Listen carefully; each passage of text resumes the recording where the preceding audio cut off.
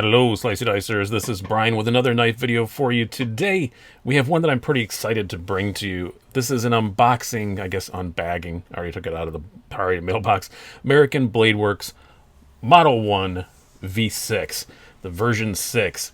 The reason why I'm so excited to bring this to you is the first 5 versions of the Model 1 came pretty fast and furious. It was a great knife from the original, but he just kept making improvements after improvements after improvements very, very rapidly, to the point that I really wanted to put it in my 2020 Knife of the Year consideration, and I just couldn't because I had the Model 3, or the version 3, then I had the version 4, then there was a version 5 almost before I even got the version 4 video out, and then I heard there was a version 6 coming, and I just wanted to wait until it was settled on one version, and that's the one that was going to be made until Michael Martin, the one-man person, this is a one-man show, the one man that runs American Bladeworks, till he was happy, and it was going to be set in stone, and this was going to be the one that would be available for quite some time.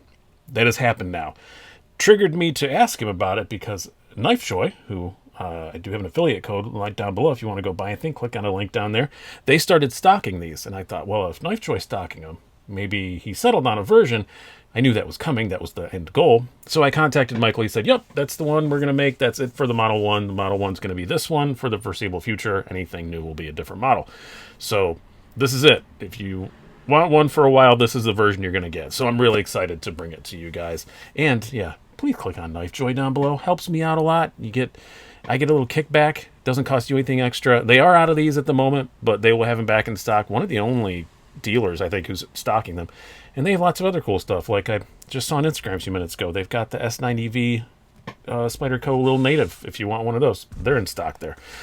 But anyway, enough of that. Let's get this thing open. I don't know which version of this there is. They come in several different handle configurations.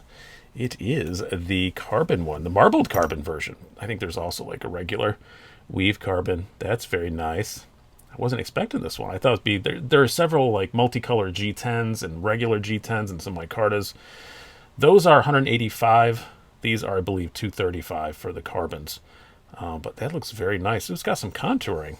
I don't remember that on the previous ones, but I could be wrong. Very cool. Blade finish looks different.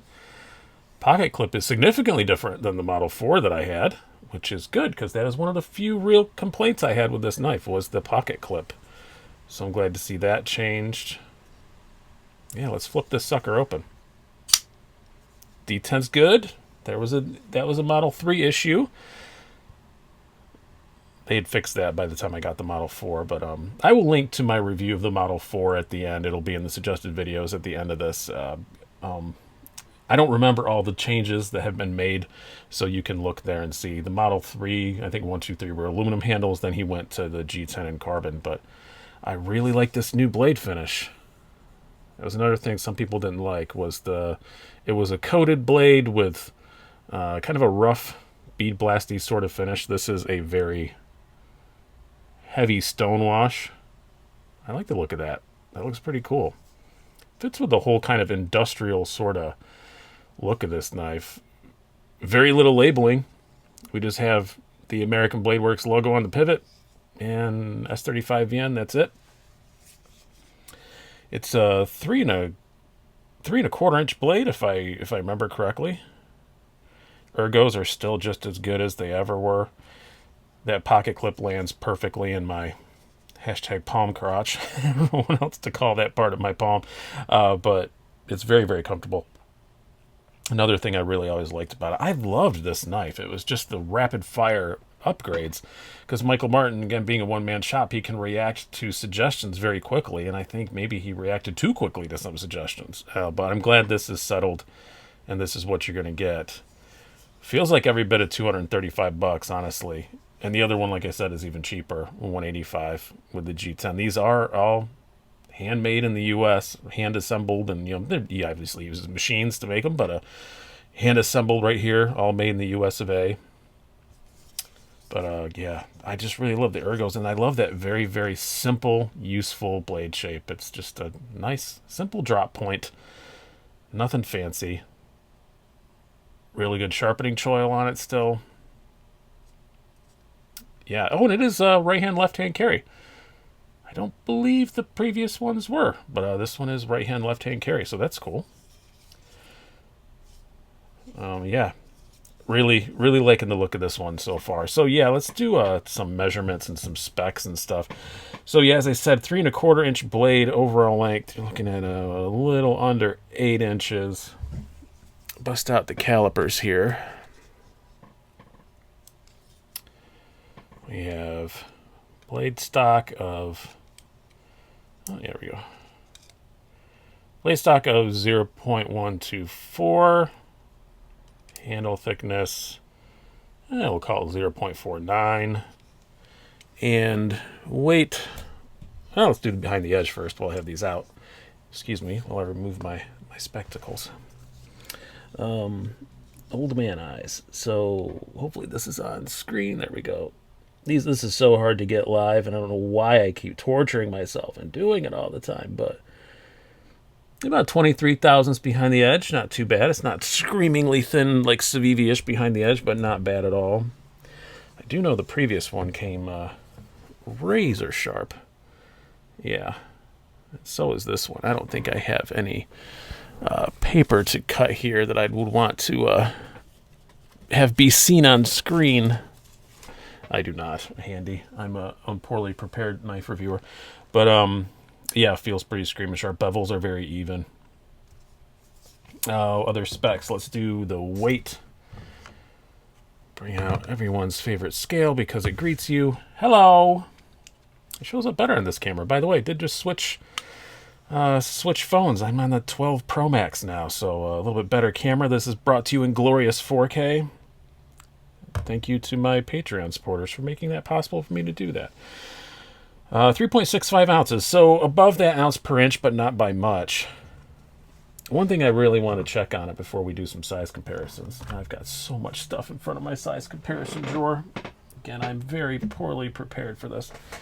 I do want to see how it slides in out of the pocket, because again, that was one issue I had with this was the pocket clip. The ramp wasn't good enough on the V3 and the V4, if I remember correctly. The ramp was better, but it still just didn't have much clearance. Now this definitely has clearance for proper jeans. These are just Yale Levi's. These don't pose much of a problem for anything.